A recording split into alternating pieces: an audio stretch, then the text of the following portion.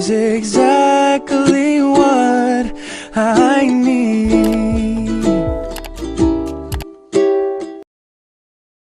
Assalamualaikum semuanya. Saya Rani Silvi Adila dari Universitas Islam Negeri Sultan Syarif Kasim Riau. Jadi di video kali ini saya akan menjelaskan tentang nilai-nilai Pancasila yang berhubungan dengan masalah sosial. Rendahnya kesadaran dan sikap toleransi sebagai masyarakat multikultur adalah salah satu pemicu munculnya berbagai konflik sosial. Apalagi di masa sekarang ini, banyak terdapat oknum yang ingin memecah belah persatuan negara Indonesia dengan cara memprovokator sejumlah komunitas yang berpengaruh bagi masyarakat. Seperti contoh dengan melibatkan tokoh agama, tokoh budaya, dan tokoh politik. Provokator tersebut berusaha menggiring opini masyarakat Indonesia dengan cara menyebarkan hoax atau berita palsu melalui media sosial. Atau dapat juga dengan memberikan ujaran kebencian kepada pihak yang bersangkutan tanpa adanya tanggung jawab. Multikulturalitas budaya harus dikelola dengan baik agar tidak menjadi sumber utama konflik dan perpecahan, ataupun timbulnya dominasi kelompok mayoritas atas minoritas. Tuntutan untuk saling menghargai dan memberi ruang bagi kelompok yang berbeda harus dikedepankan. Kesadaran akan pentingnya memahami masyarakat yang multikultur harus sudah dikembangkan sedari kecil. Di Indonesia telah terjadi banyak kasus dikarenakan perbedaan budaya yang telah menyimpang dari Pancasila dan cita-cita bangsa sebagai masyarakat yang multikultur. Saya akan mengambil salah satu contoh konflik yang terjadi di Indonesia, yaitu konflik antar umat beragama. Sudah bukan menjadi wacana bahwa Indonesia terdiri dari berbagai macam agama. Sekarang ini terdapat 6 agama yang diakui di Indonesia. Tak jarang pula terdapat gesekan atau konflik yang terjadi di antaranya. Contoh konflik yang terjadi menyangkut perbedaan agama adalah konflik Ambon, yang mengaitkan antara agama Islam dan Nasrani. Konflik ini terjadi pada tahun 1999.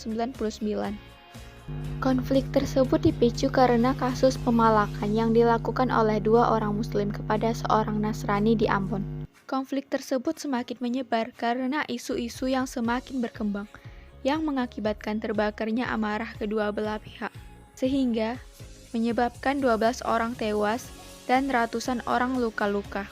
Kasus ini jelas sudah melenceng dari nilai-nilai Pancasila.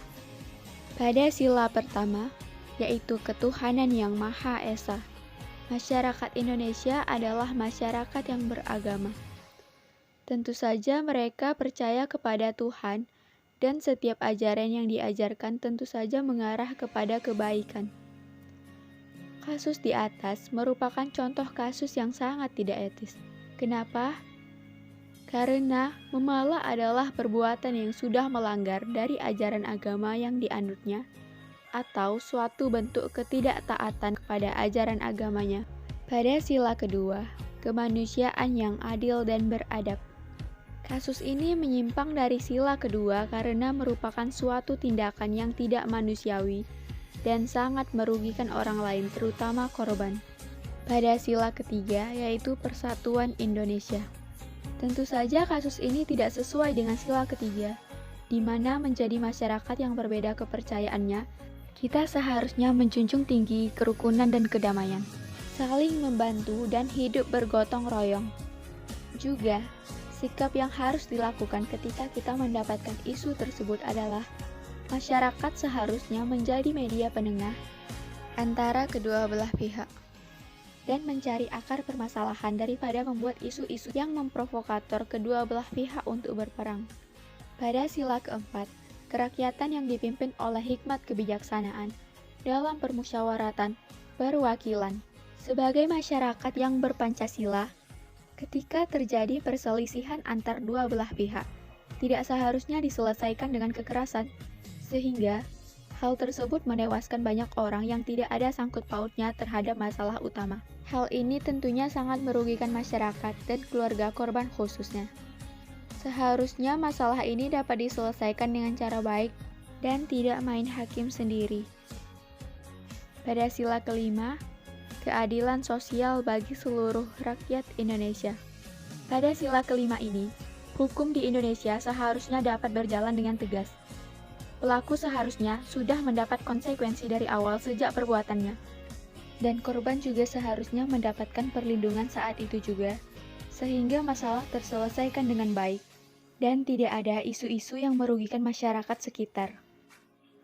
Baiklah, sepertinya itu saja penjelasan dari saya. Mohon maaf apabila ada kesalahan. Sampai jumpa di video selanjutnya. Assalamualaikum warahmatullahi wabarakatuh.